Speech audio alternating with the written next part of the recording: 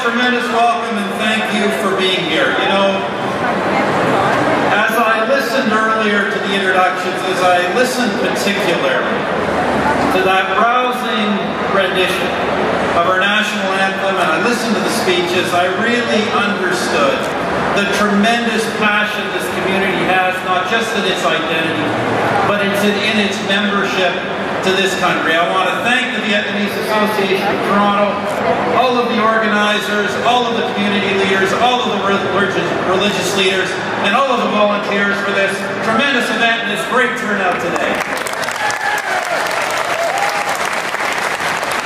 And I want to thank all of the dignitaries who are here. We've got great representation from all levels of government, particularly I know from my own colleagues in both houses of the Parliament of Canada. Ask them to stand one more time as a group. Please give them a big hand for all attending today.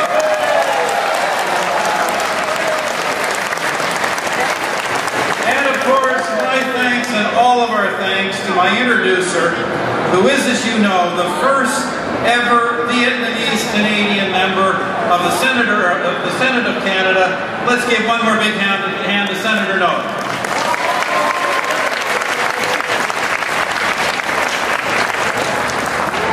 Gentlemen, I'm going to come back to Senator No in just a moment. But before I do that, let me just say this. Chuk Mang Nam Moi. Happy New Year, everybody. As I stand here admiring this terrific gathering, frankly one of the biggest gatherings that I will speak to in all of 2015, I'm reminded of a story. It's a story of strength and survival, of resilience and renewal, of faith, family, and freedom. Ladies and gentlemen, the story I'm talking about is your story, the story of the Vietnamese Canadian community. Cette histoire dont je parle est la vôtre, l'histoire de la communauté vietnamienne du Canada. It is your story, or perhaps it was your parents' story, or your grandparents' story, but it is the story of this country's Vietnamese community, and it is a story that more Canadians should know.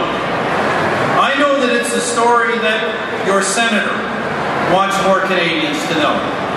That's why he, along with our colleague in the House of Commons, Mark Adler, wants Parliament to designate April 30th as Journey to Freedom Day in honor of Canada's Vietnamese people.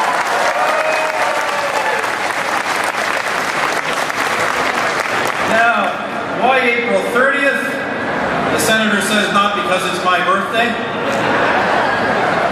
It's inspired by his own journey to freedom, and so many of yours, to this country beginning back 40 years ago in 1975.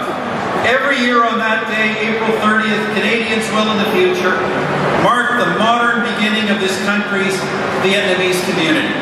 And I know, Senator, that everyone here wants to thank you for serving as a champion of this cause and for freedom, democracy, human rights, and the rule of law for all Vietnamese people.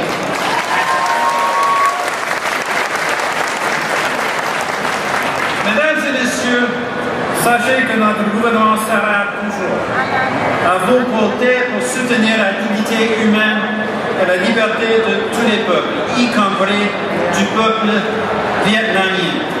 Ladies and gentlemen, know that our government will always stand with you in support of human dignity and freedom for all peoples, including the people of Vietnam.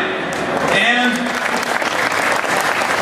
we will do this, friends, not because it is always easy, but because it is the right thing to do, to stand for human freedom.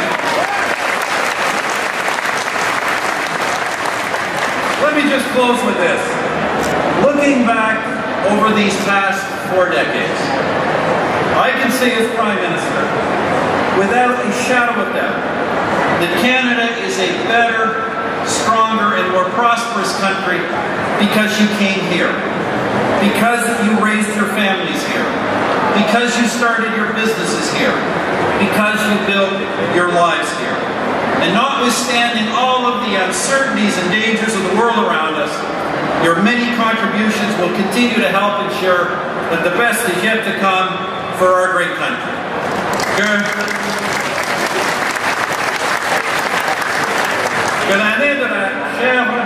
vous apporte à vous et à vos proches santé, paix et prospérité. May the year of the goat bring to you and your loved ones good health, peace, and prosperity. Happy Tet, happy Vietnamese New Year, everybody. Đây em bé Kim Lý trao một bó hoa cho nói lên lòng biết ơn đến Canada.